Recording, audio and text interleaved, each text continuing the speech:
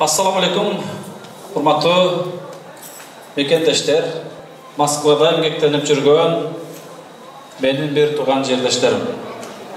Amansızlarбы, тынчсыздарбы, жакшы жүрөсүздөрбү? Рахмат. Ben азыр кадимки эле өзүмдүн айылым Багыш айылына барып калгандай эле элестеттим. Себеби бүт Москвадагы биздин жердештер. Биздин бүгүнкү иш сапарыбыз, мына сиздердин иш чараңыздарга туура келип калып, бул дагы бир Кудайдын буйругу. Сиздер менен жүз көрүшүп турабыз. Шүгүрлөр болсун. Урматтуу апалар, эжелер, алыскы жерде эмгектенип жүргөн жердештерим. Биздин Ак ниет аманат коомдук кайрымдуулук фондун түзүп 3 жыл мурда. Мына ушул сиздердин тарбияңыздарды алып, сабагыңыздарды алып, балким бизди жакшы тааныбай атсаңыздар керек, биз да ошол мына Багыш айылында чоңойгонбуз. Бүгүнкү күндө мекенибиздеги социалдык жактан муктаж болгон мекендештерибизге фонд ачып, фонд түптөп, үй жайы жокторго үй салып, ооруп аткандарды алыбыздын жетишинче бул жагы Турция, Индияга чейин алып барып, ушундай кичинекей бир кызмат кылып келатабыз. Бул да бир Кудайдын буйругу, ушул жумушка бизди себепкер кылып атат. Анан бүгүнкү биздин Ак ниет аманат коомдук фонду Россия жергесине бир жума 10 күн бою эл менен жолугушуу, эл менен баарлашып, пикирлешип, акылдашып, негизгиси мына фондду түптөгөнүбүзгө 3 жыл болду. Бирок ушул 3 жылдан бери жогоруда айтып өткөн үйлөргө, жолбосом жанагы Индияга алып барып келип аткан муктаж бир туугандарыбызга жардам берип аткан көпчүлүгү ушул Россияда эмгектенип жүргөн мекендештерибиз. Мына ошол мекендештерибизге экран аркылуу эле, эфир аркылуу эле ыраазычылык билдирбестен келип, жакындан баарлашып, жылуу учурашып, жана баардыгына терең ушундай бир ыраазычылык билдирип кетели деген максатыбыз менен келип турабыз. Урматтуу эжелер, апалар, бар болуңуздар, аман болуңуздар. Москвада да ушундай сонун иш-чаралар болуп турат экен, 4 жыл мурун 4 жыл Москвада эмгектенип, 2017 жылы кайра Кыргызстанга кеттим элем. Ушунчалык сагынып келдим Москваны. Москвада жүргөн күндөрүмдү, ошол баскан издеримди, мына ушул жолго салган, момундай айтканда ушу Москванын ысык, суук күндөрү болуп калды. Албетте, Москвадагы мекендештерибизди, жердештерибизди ушунчалык сагынып келдик. Жана сиздерге мекенибиздеги ала тообуздагы аталардын, апалардын, ага эже бир туугандарыбыздын жылуу саламын кошо ала келдик. Урматтуу апалар, урматтуу мекендештер, эртең 14 июнь күнү кечки саат 18:00 Салтанат Пелас рестораны бар экен. Мына ошол жерде чоң жыйын эл менен жолугушуу болот. Ар бириңиздерди чакырам, ошол жака келип, сый көрүп, дуа берип, жана бизге кызыктар болгон сурооңуздарды берип кетиңиздер. Жана жакындан билген тааныш билеш баардыгын айтып коюңуздар. Аял киши, эркек кишилер баардыгы бир чогуу болот. Кирүү акысыз болот. Бул сапар албетте өзгөчө сапар. Бул биздин сапарыбыз, бул келген кадамдарыбыз ушул мекендештерибизге, сиздерге ыраазычылык иретинде сый тартуулап, дуаңыздарды алып кетейин деп келип турабыз. Рахмат, тынч болуңуздар, аман болуңуздар, бөтөн эл, бөтөн жерде жүрөсүздөр. Өзүңүздөрдү абайлаңыздар, этияттаңыздар, бири-бириңиздерге өлөк-жөлөк болуп, жардамдашып, карашып, ынтымагыңыздар дайым бекем болсун. Биздин мына ушул ишке дагы, ушул жолго дагы түшкөнүбүзгө себепкер болгон алыскы жерде жүргөн элибиздин ынтымагынын жоктугунан мен ушул жолго түшкөнбүз. Качан бизде ынтымак болот, качан арабтардан, түрктөрдөн жардам сурап отурган үй жайы жок, барарга жери жок, гараждарда, сарайларда жашап аткан бир туугандарыбыз өзүбүздөн чыккан мекендештердин колунан үйлүү болот деп ушундай бир иш-чара башталган. Şükürler olsun. 2 yılda 41 beytap dindiye kalıp barıp geldik. 9 uy bilogo 9 uy salıp, geçe günü 10-cü uydu kompleks, muhtaçlar kompleksi 8 uy bilogo eşigibizdi açıp, eğilerine tapşırıp berdik. Buna uşul işlerge sebepkar bolup atkan sizlerden kulunumuzlar, sizlerden жердешиңиздер. Sizlerge rahmat, uşul жерге çakırıp, sый tartulap, buna uşul жақшылыққа biz dagı şeriktеш bolup kalıp, sizler менен жолуктуруp турган ушул жерде, ушул бүгүнкү уюштуруучу топко терең ыраазычылык билдиребиз. Мына уюштуруу топ эжелерибизди мен тааныйм. Аябай бизге жардам берип жүргөн эжелер, бизди тосуп алган мына агаларыбыз баардыгына терең ыраазычылык билдирем. Рахмат барыңыздарга. Эми биз менен кошо келген конокто келиңиз эми кийин сүрөткө түшөбүз, эл менен сүрөткө түшүп атса мен кызыкча боло берем деп. Мен менен да сүрөткө түшкөн киши болобу экен депчи. Тамаша, мынакей өзүңүздөр жакшы билесиздер, тааныйсыздар. Биздин Ак ниет аманат коомдук кайрымдуулук фонду түптөлгөндөн тарта мени бир тууганындай көрүп, жакынындай көрүп, жанын алып, акыл насаат кеңешин берип, бир нече иштерибизге кошо шериктеш болгон.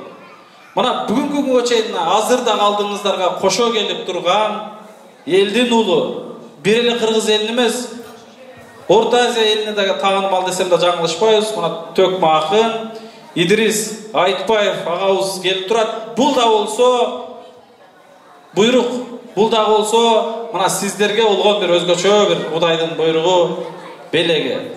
Иншалла агай бул биздин жердештерибиз. Москвадан кетип жүргөн жердештерибиз. Мына биздин моңду айтканда мен деле Москвага болоюнчу. Куш келипсиз. Биздин айылга куш келипсиз конок болуп.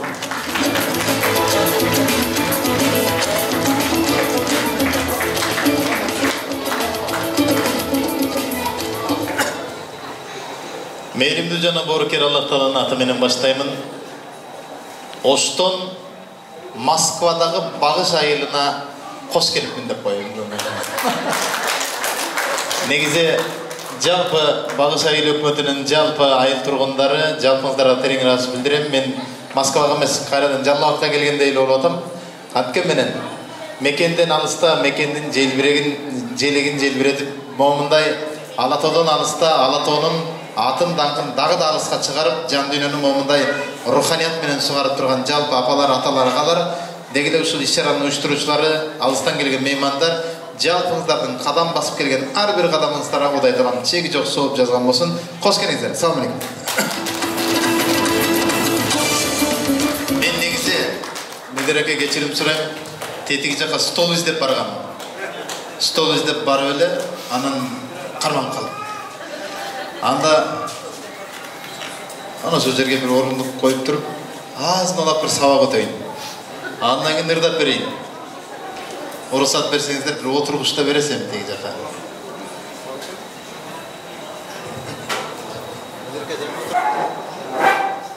Бир учурлар орозо тутканымды билип калса, оозумду мажбурлап ачып салган заман эле. Азыр болсо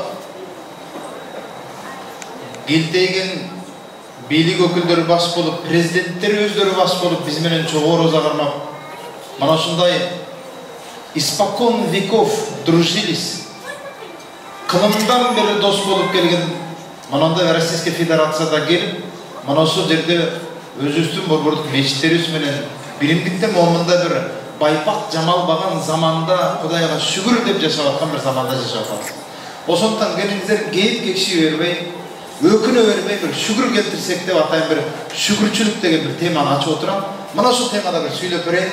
Жалпы талант ээлери мына ол жерде чындыгы бир жан дүйнөсүнө жакшылыкты орнотуп алып, жакшылык кылмайынча жашай албаган жомарт инсандар бир кулак салсын. Кудай Таала Бакара сүрөсүндө эй иман келтиргенде биз насип кылган рызкылардын тазаларын жегиле деп. Эгер чындап эле Кудайга сыйынчу болсоңор, Кудай Таалага шүгүр келтиргиле деп. Пайгамбар Алейхиссалам бир хадисинде ла яшкуруллаха ман ла яшкуруннас dedi. Сөзүнүн маанisi Аллахка шүгүр келтирген болуп эсептелинбейт. Эгерде адамга да шүгүр келтире албаса деп. Антан бүгүнкү иш-чараны уюштурган жалпы уюштуруучулардын баарына терең ыраазычылык билдиребиз. Алардан Алла таалам ыраазы болсун. Биздин да рахматыбыз болсун. Биздин дагы жалпы элдин уюштуруучуларга бир кол чабуулары алкыш болсун. Кудай Таала Ибрагим сүрөсүндө дагы ушундай бир аятта келтирип атат. Эгер шүгүр кылсаңар, силерге жакшылыктарымды көбөйтүп берем. Эгер капырдык кылсаңар, анда азабым катуу деп эскертип атат. Андай болсо биз канчалык шүгүр келтирсек, Кудай Таала сиз менен бизге, пендем, сен ушуга шүгүр кылып атасыңбы? Ал дагы көбүрөөк болсун деп эселетип берет экен. Караңыздар. Ошондон абалыбызга шүгүр келтире берет. Бир кезде Россияга келген кезибизди эстеңиздер. Bir кезде келген кезде bir bölmөгө 10-15 адам жаткан күндү эстеңиздер. Bir кезде Россияга келген кезде жасалма документ менен же болбосо милициянын гаисин фуражкасын көрүп калсаң bir заматта качып кеткен учурду эстеңиздер. Азыр Россиядан жарандык алып, азыр Россиядан өзүбүздүн үйүбүз, квартирабыз, мына азыр алдыңыздарга Ростов-на-Донудан келдик. Ошол жерде ар кимибиз өзүбүздүн машинабыз, азыр аэропорттон гилтейген джип унаалар менен келдик. Ар бирибиз башынан калпагыбыз түшпөй. Мына жерде орус бир туугандар биздин калпагыбызды көрүп, вот наши братья деп туруп бизге сыймыктанып, жанагы досубуз кыргыз бир тууганыбыз, вот киргизи наши деп бизге жылуу, мээрим көз карашы менен карап аткан момундай бир заманда жашап атат. Ошондон Россия менен Кыргызстандын достугуна да көз тийбесин, сөз тийбесин. Эми Кудай Таалага шүгүр келтириңиздер. Шүгүр тил жана дене мүчөлөрү менен да айтылат. Намазды ыкылас менен кылса гана адам арамдан, напсынын кулдугунан, жамандыктардан алыс болот. Эми караңыздар. Урматтуу жамаат, дасторконду карасаңыздар бир да арам тамак жок. А дегенде нарак иче дегенде шарап жок. Кудайга шүгүр келтирели. Момунда бир ар бирибиз таза дил менен бири-бирибизге таза жакшы жүрөк сезим менен карап отурабыз. Жалпы жамааттан суранарым бир нерсе. Кээ бир адамдар бар, менин жүрөгүм таза. Намаз окубасам да зато жүрөгүм таза дейбиз. Арага чыгып коюшу мүмкүн, бирок зато мен бирөөгө кыянат кылбайм, мен жүрөгүм таза деп сүйлөгөн адамдарды көп көрдүм. Сигарет чексем да зато жүрөгүм таза дейт. Бир нерсени туура эмес иш кылса да зато жүрөгүм таза дейт. Унутпаңыздар. Таза жүрөк Кудай Тааланын буйругун аткарат.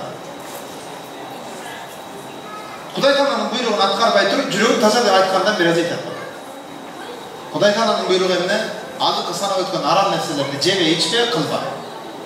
Андай болсо жалпы мекендештер суранам. Багыш айыл өкмөтүнөн келген жалпы туугандар. 9 айылдын тургундары ушул жердебиз. Унутпаңыздар. Айылда жүргөнүңүздө ар бириңиз ата-эненин уулу элеңиз. Мусакенин уулу эле мына мели. Айылда жүргөн. Айылдан келген кезде мен айылда жүргөндө Абдусаттардын уулу элем. Айылдан алыска келдик Москвага. Эми Мусакенин же Абдусаттар акенин баласы эмеспиз экөөбүз. Экөөбүз тең эми Алатоонун баласыбыз. Ар бир кылган туура эмес ишибиз түздөн-түз ата-энебизге эмес, Алатообузга тиет экен. Бир нерсени туура эмес кылсак, вот опять кыргызы так поступает деп туруп, Кыргызстанга сөз эткен түздөн-түз. Мына ошондон унутпасаңыз, Багыш айыл өкмөтүнүн тургундары, жалпы жамаат унутпаңыздар. Siz могул жерде Багыш айыл өкмөтүнүн баласы кыз эмес, бүтүндөй кыргыз элинин баласы кыз экенбиз.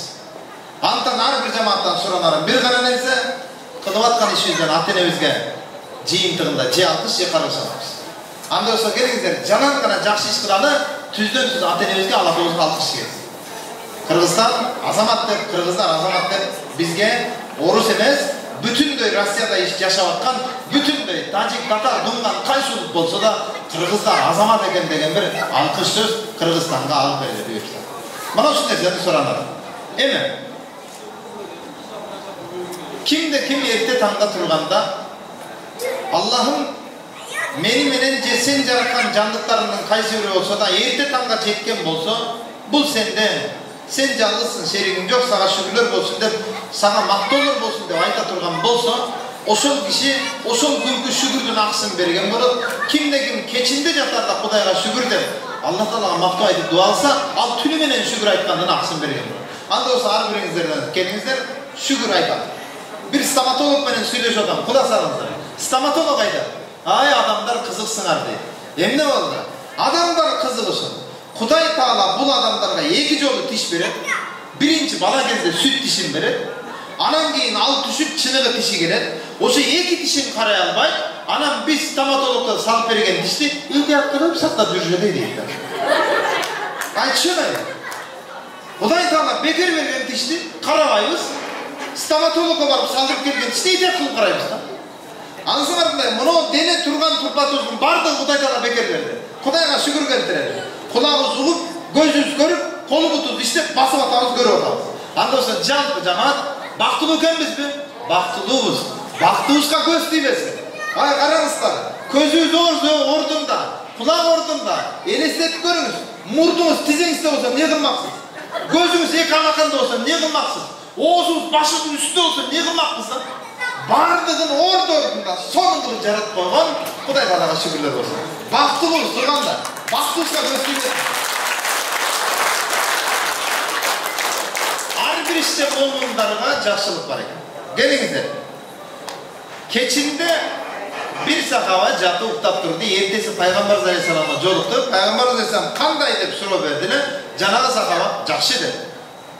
To'g'ri emas javob berding deb daha sonra da kandaysın dediler. Janağı sakava жақшы dedi. Kayra suray bergende bergi sakava oylanıp turib Kudayga şükür жақшы deb javob berdi. Oşo kezde Peygamber Aleyhisselam mi tuğra javob berding dedi. Demek kimdir biroga sizge kandaysın deb suroo berse нормальный дебеш керек.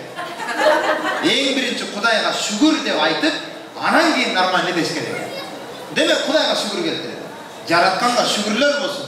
Ай, рызкыбыз ушул жерге чачыптыр. Ушул жерден ар бир рызкыбызды терип, могундай Москвага келип, Москвада местный болуп иштеп атабыз. Но местный болуп иштеш үчүн сначала честный болуш керек экен. А мына жерде честный адамдар, жалганды, кыянатты билбеген, жаман жолго кирбеген, эненин сүтүн актаган, жалкоолунун жаппаган, жаман жолго баспаган, bir айылдан келип, бири-бирин унутпаган, жердешим, айылдашым, тууганым деп бирин-бирин улуктаган, момундай Кудайдын сүйгөн пенделери сиздерге бизди жолуктурганга, бизге сизди жолуктурганга жаратганга шүгүрлөр болсун. Эми дагы бир нерсени айтайын. Almanı alıp cep, almanı жақсы görüp, sizge bir kişi alma verdi, Meder buna almanı al dep verdi. Siz almanı alıp jediniz. Misal için Meder bana alma verdi. Baya samolyotta. Almanı al jedim. Bırak Mederge rahmat aytpaylı jey bersen, Meder'in biraz gömülü orayı. Daha sonra söyle, Kuday Taala bu dünyada bak nerseni bizge bergenden keyin, biz de Kudayga şükür keltirmesek, berip atkan nersesi toktop kalışın gibi. Allah Taala berip atkan nerseni çok deyiverseniz, kiyinki kele turgan rızkılarınız da jogolup azayıp ketmez. Kançalık şükür keltirip, rahmat aytıp, razı olup, bergenine bereşen boluverseniz, Kuday Taala da berişini toktop bergen. Allah Taala'nın Razzak sıfatı var. Al berişi. Rızkı keltirücü. Emi urmatуу жаман. Анау сырттагы бакта конуп турган чымчыктын уясын көргөнсүздөр. Чымчыктын уясында keçinde kuş uyasına konukonda жанагы çöptөн жасаган уясынын четинде эртең жей турган тамагы жок. Көрдүңүздөр бир чымчыктын жанында жатарда keçinde жанында тамагы турганын эч ким көргөн эмес. Кулак салыңыздар. Чымчык жанында тамагы жок уктап ertenki rızkısını Kuday Taala'ga tavakkel kılıp taşlap жатат. Biz pendeler de ertenki rızkını Kuday Taala'ga tavakkel kılıştı bilgenimizde bugünküdey tүйшөлүп kıynalmaydı. Bizdin ertenki emes, emki жылы жей турган тамактарыбыздан бери бар. Бирок ошентсе да шүгүр келтирбей атабыз. Ошондон келиңиздер шүгүр келтирип. Hormatlı cemaat, menemin bunu derdi aldanma degen temamda ulandım. Köpölük kançalık sulu olsa da var bir kurt kumurskalarının toğuna girediken. Alemi kaktus kançalık iğnesi menen korkunçlu olsa da kopol olup görünse de kaktus var bir güldürün toğuna girediken. Gördünüz mü? Adamların atı je sırtkı görünüşüne karab emez, balkim adamdardın adamgerçilik sapatına karap bağ verer eken. Orustardın da makalı var. Adamlar seni kiyimine karap tosu alıp bilimine karap uzatsak degen söz var. Ansılarında gelinizler, biz adamların sırtkı görünüşüne aldanmasak. Daha bir misal getirelim. Şeker menen tuz sırttan karaganda okşoş. Kaçan gana damın tatıp körgönde gana ayırmalaysın. Adamlar da var, sırtından okşoş bolup görünüp, bırak mamile kılganında kimdin gibi kendini biline başlayın. Geyir adamlar var, eceler, akeler, bir tuğanlar. Geyir adamlar var, cangak siyahtı. Sırtından karasan katı görünüp, bırak içindeki mamızım dese ketkin gelmeydi lan. Ana oşondoy adamlar var. Oşondan emle kılalı, bir alım kişiden soraydı. Sizge kaysı kesip cagat dese, alım kişi ayladı. Bana çevir cagat de. Emne için çevir cagat dese, alım kişi ayladı. Ankeni çevir, bir haftadan keyin joluksan da yok. Üstünde çeneyi veret, razmerinde. Bir aydan keyin joluksan da çeneminde alat. Bir yıldan keyin joluksan da çeneminde alat. Her bir jolukkan sayın seni kayra çeneyi verir dedi. Gevir adamlar var.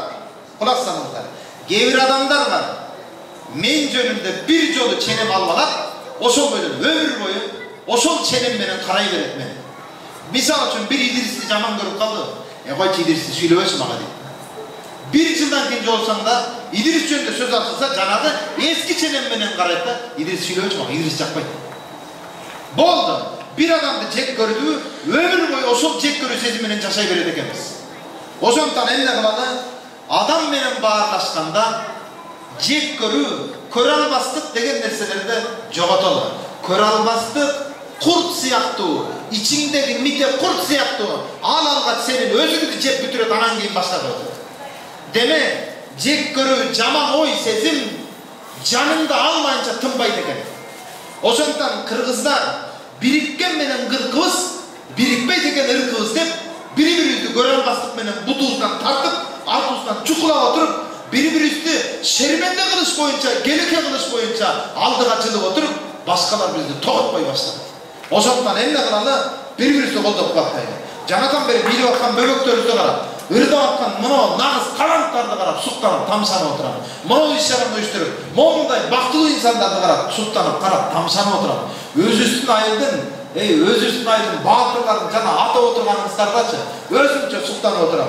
Suyun ötkeyi akıyızda ayttığınızlarıyla zamakta telefon çala kaldım. Ay Süyneke, sizin hatınızda kalmadı bir yaptı. Anan gibi bir mağandine, Meder Mirza'nın hatını ayttım. Can uşun der geçen Meder'de özümçe toğutmayın. Basayla koymaydın. Meder'de aytkanım, Meder'e kal dedim, oy Meder'e kal. Maymınay, özüm maktaysın, git maktaysın. O zondan, elimizden hayır. Öz üstü maktavasan, özgölür gelip maktamayız bizde. Öz üstüne moğunda dem güç verir, hazamatsındır. Casanın işte hazamatsındır, moğunda kolduk baktay bilir. Yaktaçı, buna törakalarda karatçı. Töraka törü götürmezsençe, aytkanın kılıp yaktı. Öz törü baş kolup aytkanın kılıp moğunda. Kiyin kesip, kimi götürdü de moğ bir sana. Kiyin ki moğunda karastı, çom kullanlarmayın oturur. Antan cevaplı, bunda göre, yerinin hizmatını basmayıldın kıskasın, iyisi bilbeyt, af bilir. Erciktin mırzasını, özü bilbey, cap bilet doğanda. Bana da ercikteki, törakalara bir kol çarpı mı? Sorma.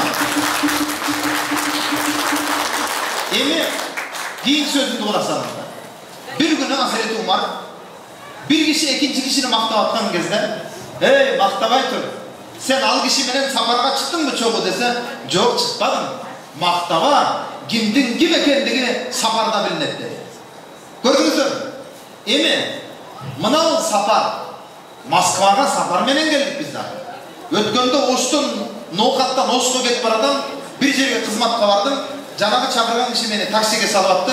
Honda Fit maşina eken, eşigini açsam burkulap sigaret çıktı. Oş'ko çeyinki saparımda sigaret çeke degen, maşinası sası degen, men çıkpayın dep çıkpay koydum. Sapardağı şerigimdi tandadım. Biznesteki şerigim kolu iri, akçanı urday turgan bolsa, işelim yok bolsa, biznesteki şerikte de şerik bolbodum, biznesteki şerigimdi tandadım. Demek, saparda kimdin kim ekendigi bilinir. Alemi, ömür boyu bütbey turgan erdi katın saparında şerigimizdi gün sayın үйrönüp yaşaysınız. Emi kararızlar, saparımdı toktotom deseniz, bu dürek alsızlık cana, жалgыздык menen, andan da oğursun o menen betleşesiz. Andıktan, turmuştun oğur cügün, turmuş sapardağı tügöyüңüz menен bölüşüp kötөрсөңүz kыйналбайсыз. Эми атайын алыстан айылдан Москвага үй салам деген үмүт менен келип, үмүтүң эстен чыгып, үйүңдө жок, чүйүңдө жок, үй бүлөңдү бузуп кайтып аткандар көбөйүп кетти. Мына ошондуктан келиңиздер. Атайын эмне деген үмүт менен Москвага сапар менен чыккандан кийин үй салам деген үмүт менен келип, үй бүлөнү бузуп кайтпастан, бири-бирибизге кыянат кылбастан, бири-бирибизге болгон аманатты кыянат кылбастан чыга билели. Мына жердечи Россияда Кудайга шүгүр көп үй бүлөлөр өзүнүн түгөйлөрү жуптар менен келип калды. Кудайга шүгүр. Үй бүлө түгөйлөрү мындай кой. Чоң энелери менен келип момунда отуруп. Мына чоң энелер караңыздар. Бир болча колдар апалар. Эми ошондуктан урматтуу эжекелер, агалар, азыр заман канчалык жеңил болгон сайын, эжектин жүгү жеңил болсо жатак болот деп, жеңил болгон сайын ого бетер кыянатчылык көбөйүп барат. Мана ошондой болбосо экен, бири-бирибизге чыгат. Бир сөз айтам. Кайсы бир эркек аялдын кылыктарына чыдаса, сабыр кылса, Аллах ага Аюп пайгамбардын оорулардын артынан болгон соогуна кылат экен берет экен. Ал эми кайсы бир аял күйөөсүнүн ынжыктыгына, кайсарлыгына чыдаса, фараондун аялы Асия энебизге берген соокту берет экен. Андыктан күйөөңүздү же аялыңызды жек көрбөңүз, жаман көрүп аткан нерсенин аркасына Алла Таала жакшылыкты жашырып коет. Балам бактылуу болсун дегендер, эң биринчи ата менен апа бактылуу болуш керек. Бала ошол бакытты көрсө гана бактылуу болот. Андыктан ата-эне катары, улуу муун катары балдарыбызга бакыттын кандай экендигин өзү жашап көрсөтөлү, ошону көргөн бала албетте бактылуу болот. Андыктан бактылуу үй бүлө эң биринчи билимдүү аталарга муктаж. Мен ошол жерде жалпы мырзаларга кайрылат элем. Жакшы эл жакшы, жакшы аял жаманында барылат, жаман аял жакшысында мал кылат деп отуруп эле үй бүлө бузулса эле аялга шылтоолой берип, şu erkekler aptak bolup çığa geliyorsa bu жерден çıkıyor. Ошондуктан мен мырзаларга айтарым, уккула макал менен жооп берем. Баккан ээси жаратса, гүйпүл күчүк сак болот, алган эри жаратса, кара катын ак болот деп коет. Ошондуктан бактылуу үй бүлө эң биринчи билимдүү эркекке, билимдүү атага муктаж. Ошондуктан мырзалар үй бүлөгө чыгат. Мына ошол нерсени унутпаңыз. Ал эми көрө албастык сезим. Kırgız'ın bir makalını aytar. Kulak salındı. Kuday bergen kişiye, Kuday vurgan kişi söylenetti. Sayta da aytar. Kuday bergen kişiye, Kuday vurgan kişi söylenetti Kırgız'ın makalı. Anlatan ay, Kuday verip atağı, malades, azamatsın de tigini maktayla bileli, görel bastık kılıp, sarandık kılıp, içinde midakır çep, Kuday'ın vurgandığın dalillebeyle koymuşlar. Anlatan capı camak aytarım, biri geldi, bugün diyor, kolda kuatla, vardayım bunu, menin ağam, menin ecem, menin hakem de kolda bileli. İçi tar adam, çınığı iyilikte bağıntı albaydı ekan. İçi tar adam. Da aytarım, çımındın kanatının kançalık gözüme jakın alıp gelsen, aldığında toğunu da tos koydu ekan. Bürönün çımındın kanatınday kemçiliğin kara oturuversen, jakşılığına akılın jetpey kalat. Ankeni adam akıllı jetken nersene gana görür. Dağı da görürek akıllı talap kılgan nerse murdumdun uçunda bolsa da göre albaysın. Ankeni akıl jetpey dağı. Bana sonuçtan jalpı jamaktan soranan biri üstü koldap kuvattay bile.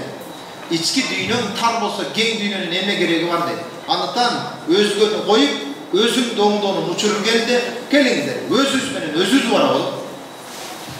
Mana ol jerge gelgenden keyin çınığı musafir Allah Taala musafirдің duasını kabul kılar. Çınığı musafir kim? Moskvada işlep atkandağı musafirlerin çınığısını aytayım. Eğer de musafir bolup gelsek, kılıp atkan işimizni günöөлөрдү aralashtirmayın. İşte barıp ayılga barıp alıp, apasına $3000 verip, $500 çöntөгүнө salып alıp, köçöde içip çekкен балдарды көрөт адам. Алдыман чыгып алып туруп, эй, Денис, чё со мной не здороваешься? Ты чё, братан, я же целые 2 года или 5 лет там работал, а не встречались, и сегодня ты не уважаешь меня. Ты чё, сам пьяный, говорит. Келура ты чё, не? Musafir adam, ayılga gelgen кезде aramdın emne ekendигин, adamdın kim ekendигин, dostun kim ekendигин bilip kelse oşonu musafir deydi. Rossiyaga kelip bir zdaniya imarattan çıkpay işlep kayra bana alıp turup ayıldağı ayıldaşlarını sögüp süyle otursam men bunun kanç musafir deydi. Janağı oturan mağa kapı oldu. Men ayttım, içi olgan. tarınasın bana. Geldin 2 yılda 3 yılda geldin makul. Bırak 3 yıldan beri men senin atan menen amandaşım, apam menen amandaşım. Cengilin cerden oğrun koldan alıp üyüne çeyin salamdaşıp yürüdüm. Sen kelgenine 2 hafta oldu, Ali menin elime 2 o salamında gereksin. Dağımağa musafir olup kendinde oturasın. Unutmağızlar, musafir adam Rusya'dan bargandan keyin çöltögüne akçanı katıp alıp aramga çaçıp жүрse al kandı musafir değil.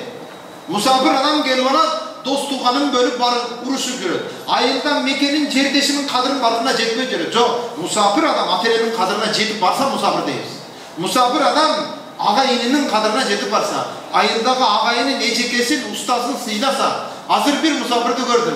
Ecekesinin okutkandığına rahmat aydıp koluna gül destesin verip meni okutkan ecekeme rahmat deyip 20 yılında istep kadam taşlap ecekesine gül destesin pul destesin verip oturar. Bana onu musafir değil. Ona şundan emre kılanı jalpı cemaattan. Musafir adam Mekendin, eldin, Atene'nin, dostuğandın, koşunanın, cerinin, elinin kadırına jetip varsa oşanı musafir deyiz. Alttan jalpı cemaattan soraman gelinizler. Musafir adamın duası kayıtmayın. Jalpı cemaattan bir gana soranlarım elge, cerge, Mekenge, Alatoğ'a, her bir ayıldaki turgunlarga, Atene'ge dua kılın. Hiç kaçan unutmağızlar, günlük dua kılınızlar. İşinizlerde iyilikti, bir yakta işinde iyilik olsun desenizler, kolunlarda internette ilim alıga koldanımızlar. Hazır ayılığa Kudayga şükür barbasak da murdagıday sagını jеңилирээк, ankeni momunda internetten körüsötüp günde süйлöşüp tursak bolup da. Antan o жерде ата-энелер migranttардын балдарын тарбиялап мугалимдер абдан кыйналып калат. Чоң ата чоң энеси таяка тайнеси кой ата-энесинин араны сагынып отурат, кой баласына бактырбайын, кой деп отурупчу. Аябай эркелеген балдар мектепке келип атат. Тиймен азик ыйлак балдар мектепке келип атат. Анау балдарыңардычы техниканын жардамында biz mektepte mugallimler baldарды distanttык онлайн okuttuk. Ата-энелерден суранарым, балдарыңарга biz онлайн сабак бергендей, ата-энелер силер дагы онлайн тарбия бергиле. Муну суранам. Онлайн тарбия бергиле. Балам канча атасың? Ага эжекеңе бакырбагын, окугун балам. Мен могул жакта кыйналып иштеп атам, сенден суранам. Эмне тапсам сага жөнөтүп атам, балам, кызым, эң жакшы окуу. Күндө WhatsApp менен байланышып, бүгүн эмне жаңылык кылдың? Кайсы китепти окудуң? Кайсы жомокту окудуң? Кайсы тамганы жактадың? Кайсы ырды үйрөндүң? Кайсы сабак кылдың? Кайсы огородду чаптың? Малыңды кайерге багып келдиң? Онлайн тарбияны күчөтүңүздөр. Мына жактагы ата-энелерден суранарым, онлайн тарбияга басыңыздар. Мына ошол нерсени өзгөчө суранып кетем. Онлайн тарбия. Анткени алыста жүрүп, кыйналып багып барган кезде сенин үмүтүңдү актабай калса, ошончо жылдык эмгегиңди бир өзү көзүңө татыбай калат экен. Мына ошондой болбосо экен. Анткени эмне кылбайлы, бу жакта кандай кыйынчылык болбойлу, бардыгын балам, кызым деп баарына чыдап жашап аткандан кийин биз күткөн нерсени балабыз тараптан да көрүшүбүз керек да. Ошондуктан келиңиздер, Кудайдан буйрса, сиз менен биздин балдарыбызды биз ойлогондой, биз үмүт кылгандай, башкаларды ээрчиген эмес, башкаларды жакшы жака ээрчите турган, сиз менен бизди жаннатка алып кире тургандай деңгээлде Кудай Таала өстүрсүн деп дуа кылам. Чоң рахмат. Аманат Акниет Аманат фонду менен бирге жүрөбүз. Медер мырза өзүңүздөрдүн уулуңуздар, Медер менен биргеликте биз агайыны дос болуп, жакшылыктан момундай топтолуп, экөөбүз жетелешип келдик, жана асмандагы кош жылдызга окшолуп. Анан мен Медер мырзадан улууракмын, Медер менден сулуураак. Биз бири-бирибизди коштоп жүрөбүз да. Анан Акниет Аманат фонду бул эле сиздерге ыраазычылык билдирүү үчүн келдик. Кечегинде 10-үй жанагы муктаждар комплексин салып бүткөндөн кийин biz bol жактагы мигранттар, Мекенден алыста жүргөн жалпы мекендештердин бардыгы бизге саламын айтып, 5 сом акчасын берип, жардамын берип, ушундай бир муктаждардын коомдун аярлуу катмарынын дубасын алып жүргөн мынандай бир мээрим толо, жүрөгү жоомарттык менен азыктанган жакшы инсандарга рахмат айталы деп эле келдик. Андыктан мындай берген кол алган колдон жакшы. Бейиш жоомарттардын беришендердин мекени. Өздөрү могул жакта кыйналып иштесе да, тапканынын ичинде, алган акчасынын ичинде зекетин чыгарышты билген, жан дүйнөгө жакшылык менен сугарышты билген жоомарт инсандар, ага эжелер, Алла Таала ар бириңиздерден ыраазы болсун. Кече Баткенге да кол кабыш кылдыңыздар, Момуда комплекске да кол кабыштыңыздар, ар бир үйгө да кол кабыш кылдыңыздар, барлык жерде жакшылык кылып отурасыздар. Иншалла берген колуңуздарды периштелер өп кетсин. Жакшылыкка кадам таштаган бутуңуздар жаннатка да кадам бассын деп тилек кылам. Алла Таала ыраазы болсун. Чоң рахмат жазыңыздар. Biraz da kadar söyleyip koydum. Geçirmek süreyim. Yazımlardan razı olmuşlar. Yiyeyim. Tabii ki ne gelmez.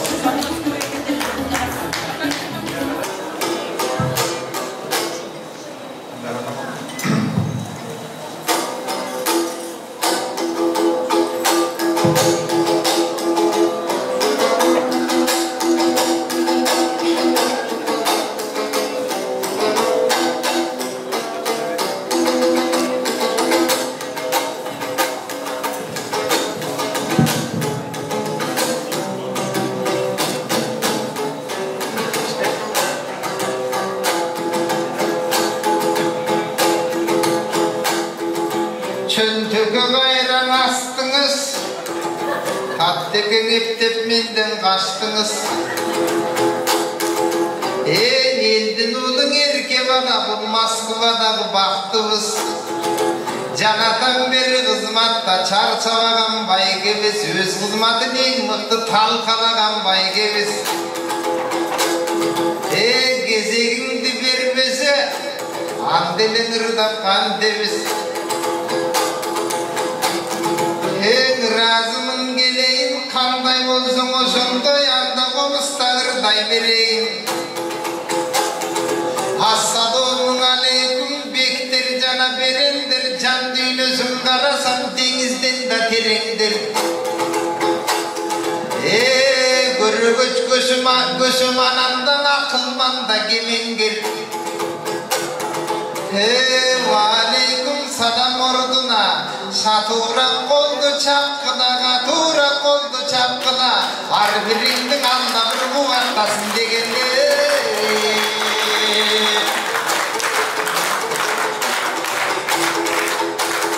Dap körpösün hiç kaçan mıdan alakan çapkan kodunar, Allah oldu var birin aman esen kodunar. Kimin kayda olmasın buday tağdan koldosun, daima açık olsun yolunar. Alakan çavakınga kuvat verdin, bak verdin, gönülüme şat verdin. Canpınardı uvartıp, jakşılıkты ulantıp, can düğünümdü çınaltıp, Anatolu mekendin, Atenengdin canpınar salamların ak geldim. Canpınardın argaçan, kuvattağın bolduğun, kimin kayda bolbosun, merimmenin oyluğun, atamdan salam ak geldim, 9 ayı kursağım, götürüve turangan, akmatasın şunalgan, apamdan salam ak geldim, biriniden törülgün, bir beşikten bölüngün, tuğandan salam ak geldim, güyöge çıkıp tümele, kayın yurtta kuvanıp, turgandan salam ak geldim. Bir ayılda bir mektep, okugandan salam ak geldim, aman bolsun deptiler, jakşılıkты göktiler, dostuğanım bölümür, tuğandan salam ak geldim. Aytıluşuza ayılım, Moskva'da daydım, ayılımdan salam ak geldim. Karadarya suusuna karap durmağızgan kayığımdan salam ak geldim. Malım benim bolgosu koyumdan salam ak geldim. Ayıldağı gün sayın ötkörülgün şerine toyumdan salam ak geldim. Bolgosu marap gündüm örgün malım benim torpum ozumdan salam ak geldim. Bolgosu cılkı bir atımdan salam ak geldim. Karım benim buvangan yaşından salam ak geldim. Muğalimler ustatın alar sözümdü kandı uqmasın. Ağay meni neceydim barından salamat geldim. Ayıldağın aksakal karından salamat geldim. Çoğanen benim tayeden imanına bayeden. Tayatan benim çoğadan barından salamat geldim. Bari bir de özgöçe salamların civeride. Sağındım dev aytlıdan kaşında durgan bu elde. Sağıngandın salamın anda kabul alıngar. Aleyküm salam orduna Anatolun varına anda canındı salam kavuna.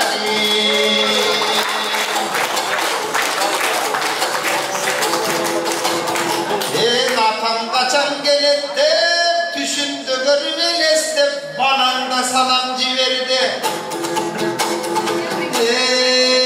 Geçen oyuncuk verip koygun de kızında salam civerdi. Aytkanına göndüm de oy Silerdim abdan sağınıp uğul kızın geçele düşümde da gördüm de. Ay silerdim abdan sağınıp içine key balalar. Anarda gönül bölüptür, gündün iylap sağılıp, ayla joktan ayılda, çoğata menin çoğele taytasına bölüptür. Bari birde uşunday, kanikulga çıgıptır, sizdi kaçan geletlep, birazıyla velestep, cürögünde sığıptır. Ankepinen buyursa, aman esin kaytalı, alar salam cimerdin anda salamların aytalı. Sağındanın gördüm ne, barındı birde baykadı, hırıdırda bulakın can düynöndü çaypadı. Aylanayın ulular, akın aytsam uğular, birine birin canaşır, birindikte cüröyle, ıntımak menin arcandın, oğruvasın cürögü, evi bağış ayın löpmötün. Biz birinci olalım, hiç kim bizden ötmesin. Mınan ırkesemenin şerine, Çiğnanıp mına gördüğür bütün doyoruz eline. Çiğnanıp mına cerdeşler maskımanın cerine. Uşunday sonuncu şandım ötkürürcasın, uşunday çok boy geçsin emine.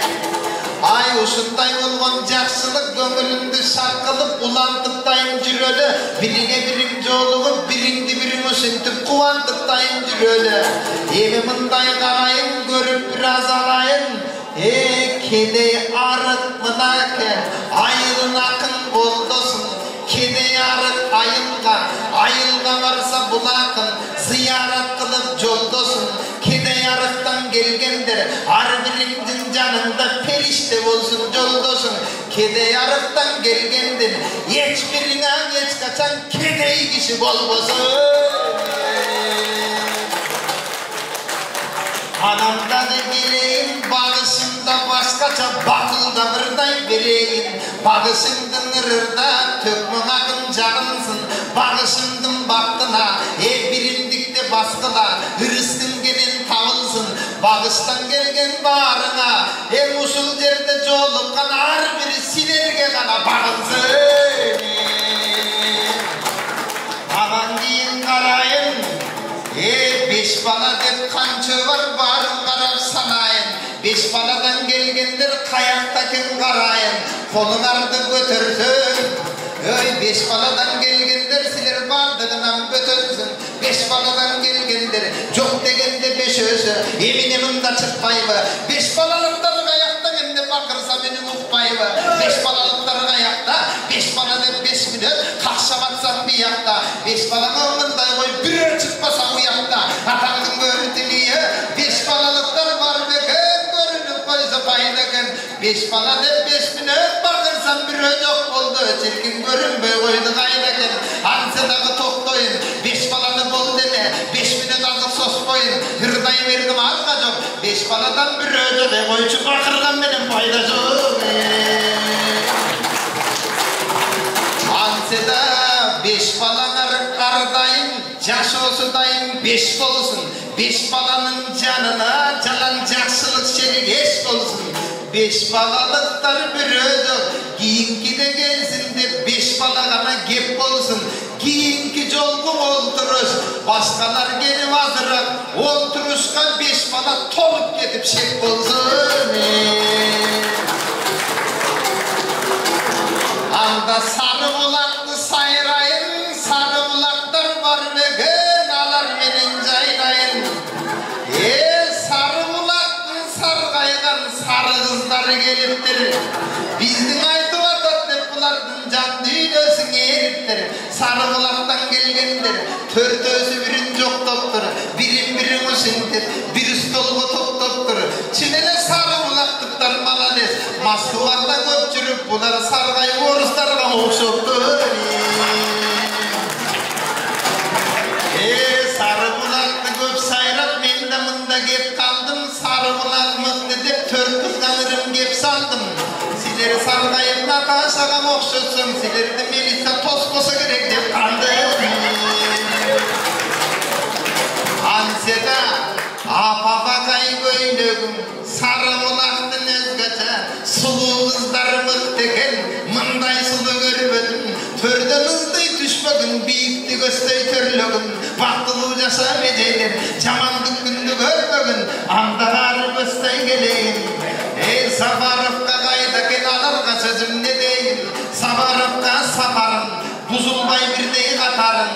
ene tuğandın, uşunda jinalıp mında turgandın, baktısına barınar baktılı olup yaşagın.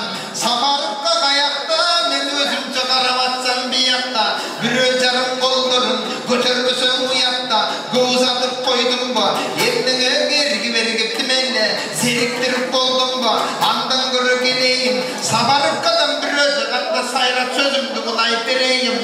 Akçabır'dan bir özün aytıp verem anda bir maktanıp aytıp jürösün. Akçabır'dan bir oldu anda var bekenminde kim oldu. Bir Akçabır birin aytayın çok degende bir ömür götürüp koyçu bir oldu. Ay bir ömüsmünden min öken alardın aytpay geçsem gül öken. Ay Safarıkka bir ayı Akçabır degen bir ayı armında kaptagan. Akçabır bir malades dayım birincele olsun de Akçabır bir de mahtanam. Hamdan Akçabırlıklar varsın be bir adam kalmasın kana bir alakanın çampagan.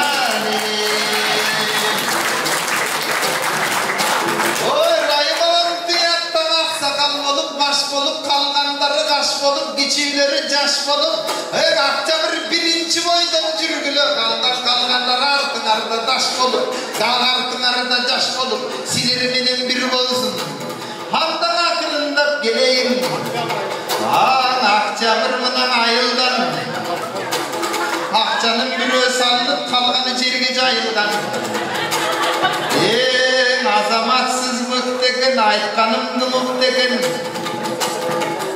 Özümüz mında geldiniz, yalnız gelip al, bırak 4 akçanı verdiniz. Aytkanına gönöyüm, jerge çatkan akçandı, medercina verdi de men seni kuvaktayın jölöyüm. Bırak gelgenin pataz ritini kop kaldı. Saldın bıcın aldın mı birinci karar göreyim. Devri davasam gülösün, kanseda mağazagat mülösün. Özüm benim dost bolgon, mıdan koşçuluzday koş dolgon, jatın dosum bir özüm. Kanseda kardayım beni koldoysun, yemin Akçabır ekin ayıldan. Kimdir kana var beken atarmaz jayılgan. Akçabır anan 3 boldu, 3 ayıl birigip bular jengilbegen güç boldu. Akçabır ayınlıklar kana verin, Akçabır halgalay versin daha bir çarkılaçı güç boldu.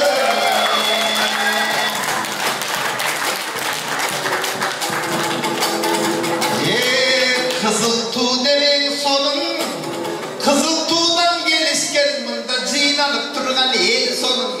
Kızıl tuğunu kıykırıp, ırda versen el sonun. Kızıl tuğun anda ver, kıyku salıp kolumda, jaksıla uksam kolumda, alakanın çapkıda. Kızıl tuğlar var bolsun, kıykırıp benim baktıma. Kızıl tuğun asmandan, jerge takılı düşkösün. Kızıl tuğlar mıhteken, adı olursun düşkösün. Kızıl tuğun kırmızı, celbiregin celedir. Asmanında celbire, kızıl tuğluk varganlar, bari bilsin geldi de. Kızıl tuğun mınake, kıdırıp mına celbedim. Kızıl tuğluk celdesin, çaratkan koldum silerge çaratlıktı vermesin.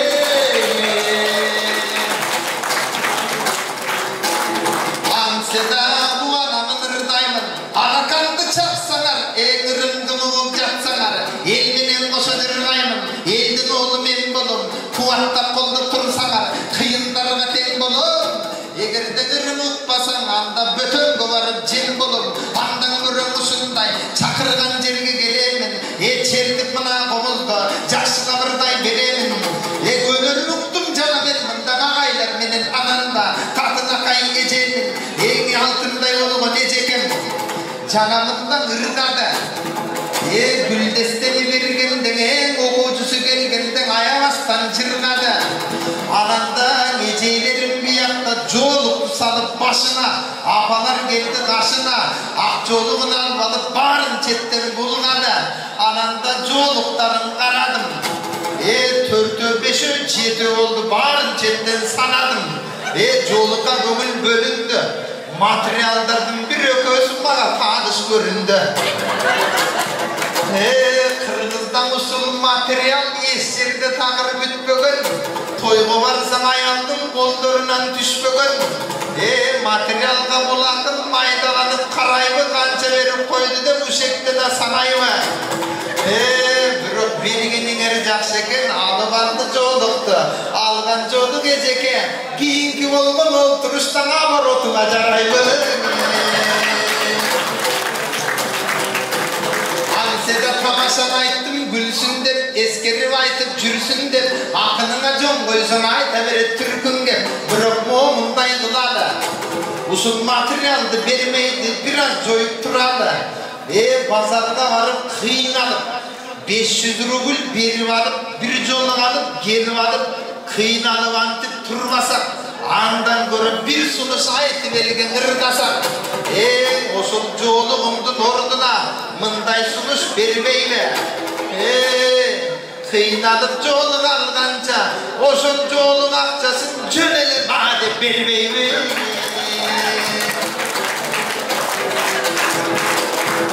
Бул да жакшы бир сунуш, бул да жакшы бир жумуш. Бирок кыйын экен мына ушул материалга көзүңүз. Анседа, жоолук алды баарын бир күн сайын, саат сайын кылма-кыл алмаштырып тагыңыз. Сулуу болуп керекпи? Кыргыздан ашып тиякта, орус, тажик, татарын, же болбосо дунганым баарына жанып мынаке бактылуу болуп жашагын. Ырың менен ырнаңыз, эл ичинде жыргаңыз. Алемең эркеңижем кандайсыз? Кудайым сүйгөн жандайсыз. Жалтырак тагып мойнуна, кубаныч баппай ойнуна. Канчалык мактап олтурсам, эжеме мактаган сөзүм кем экен? Ушунчаң элдим уюштурган кубат экен, деп экен. Өзүң аял киши болсо да 6 эркекке тең экен. Ушундай болгон эжемде мактабырда болдурсам, мактоогун эжем көнчүдөй, мен жака көңүл бөлчүдөй. Здоровье эжеси жаныңдагы байкемди бүрсаң эле өлчүдөй. Айнагайын эжем. Мынабындай эжекем күчтүү болуп, каныңыз чарчабасын жаныңыз. Ушунчаң элимдин алып батасын. Сиздей болгон эжекем узак өмүр жашасын.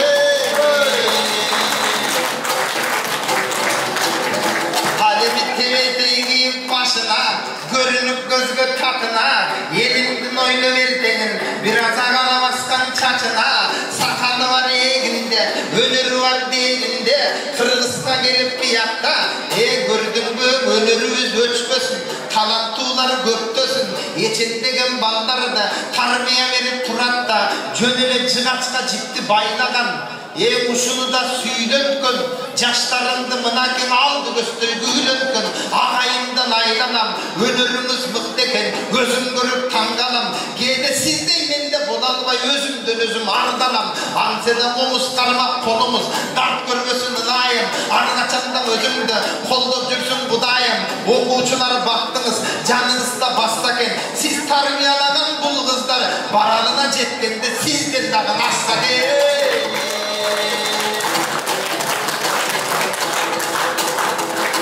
Alem'in akardiyonun karmanıp,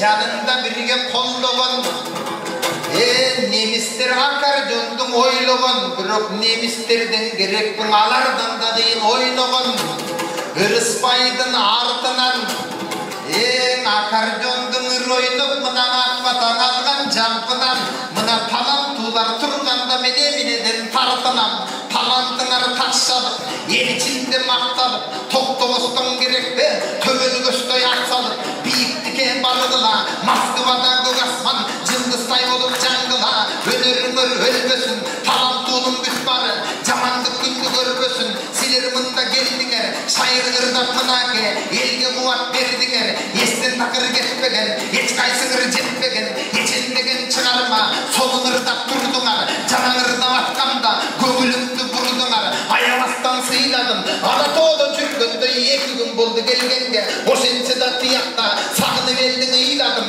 өзіңірдей мынаке батасын алып қинаным, талантулар тұрғанда, өнерді бұдай сұққанда, мигранттардың барына дем қуатты бербейбе, ошондой болған таланттар силер үшін ырырда, тоқтоғыстан киррейле, ушундай талантты бұдай берген соң, talantmenен топтobой ушекке чейин келген соң анда намыслуу болдум бермейли көкөлөк учуп асманга канатыңдан кайрылба бактылуу жашап баарыңар эч качанда кайгырба жан дүйнөгө мен билем аябай назик ошондо жан дүйнөгө эч качан жамандыкты жай кылба анда таланттуулар ырдады уккан булак жыргады аларга жагат жан жыргайт калың элдин дагы бир жакшы болот дагы бир аларганча турганы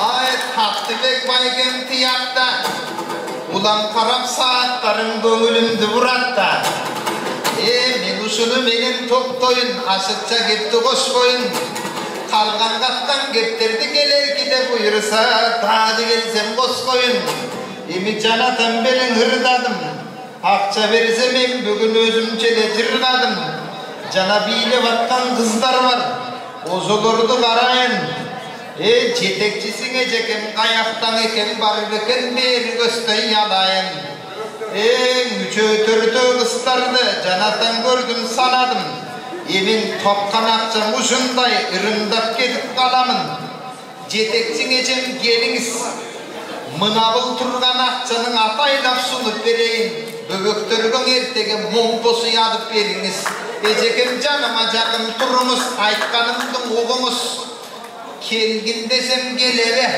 күтөйүнчү менеме кубандырам ушундай бактылуу болгон эжене анда жанымда мына бөбөгүм эрнегимде жөлөгүм ой кыздардын баары келиште анда кептиң айтам негизге мынаны болгон алыңыз бөбөктөрдү жетелеп эртең базарды көздөй барыңыз жетишинчи акчага бир эстелик сатып алыңыз адам момпос үй берип буларды бийлетип таң ырдатып Москвада буйурса мекенине сагынган бөбөктөрүн жыргатып таланты менен буйурсаң эчендеген кырдашып бүбү сараң эжемдин жолдорунан жолдосун ушундай сулуу кыздарды жараткан Аллам колдосун кыздарга талантына там берип алаканды чапкыла жамандык деген болбосун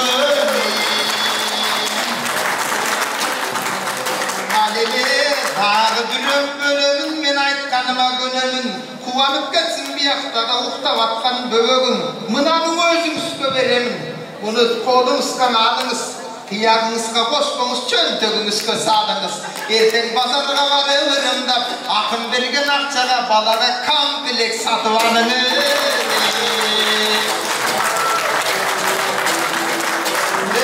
медер досум кайдасың sen görmey kaldın mınaken akçalardın faydasın mınday kılavuz kalganın barın ekövüz çöndövüz köz salavuz erten baya Kırgızistan'a varavuz usul akçaga ekövüz kayra kayrımduluğa koldonup buyursan elden soğuk tavavuz